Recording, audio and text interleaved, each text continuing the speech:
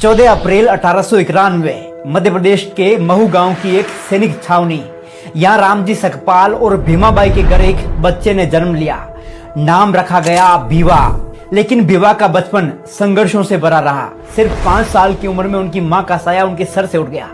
इसके बाद उनकी बुआ ने उनकी परवरिश की जिम्मेदारी संभाली। 1894 में पिता रामजी सकपाल आर्मी से रिटायर्ड होकर सतारा आ गए। यहाँ भीवा को प्रताप सिंह हाई स्कूल में दाखिला दिला दिया गया। पर स्कूल क्या था, एक मैदान था सामाजिक भेदभाव का। बच्चों से अलग बिठाया जाता, पानी तक नहीं पीने दिया जाता। पर उस बच्चे ने हार नहीं मानी। जातिगत शोषण को सहते हुए 4वीं कक्षा पास कर डाली। 1897 में पिता बॉम्बे चले गए और कुछ साल बाद भीवा को भी बुला लिया गया।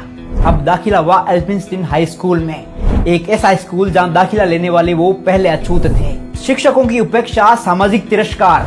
फिर भी 1907 में भीवा ने मैट्रिक्स पास कर डाली।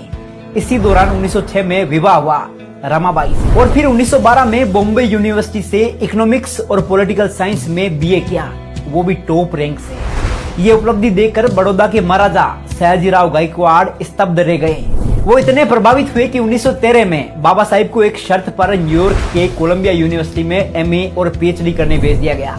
शर्त ये थी कि पढ़ाई पूरी करने के बाद वे वापस लौटकर बड़ौदा राज्य की सेवा करेंगे, और उन्होंने की भी। वो सिर्फ 3 साल में एमए और पीएचडी की डिग्रियां लेकर भारत लौटे।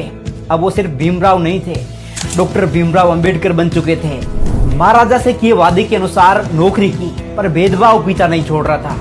किराए का घर छोड़ने को मजबूर किया गया, ऑफिस में जाति अपमान सहना पड़ा और अंततः उन्होंने नौकरी छोड़ दी। लेकिन अब उनकी नजर शिक्षा और न्याय की क्रांति पर थी। लंदन गए, जहां उन्होंने लंदन स्कूल ऑफ इकोनॉमिक्स से पीएचडी, बीएससी और बैरिस्टरेट लॉ की डिग्रियां प्राप्त की।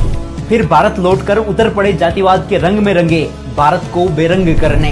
बाबा साहिब ने महिलाओं, दलितों, आदिवासियों और पिछड़े वर्गों के अधिकारों के लिए संघर्ष की मशाल जलाई। वो आवाज बन गए आशा और अधिकार की।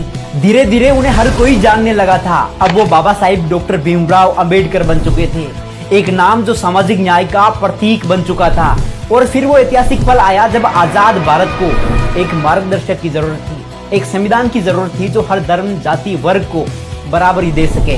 तब सबकी नजरें एक ही व्यक्ति पर टिकी। बाबा साहिब को भारत का संविधान निर्माता नियुक्त किया गया।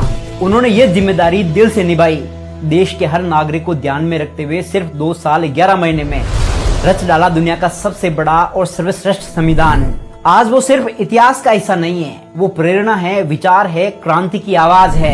ऐसी महान शख्सियत, champion of social justice, Bharat Ratna Baba Sahib doctor Ambedkar को शत शत नमन। जय भीम।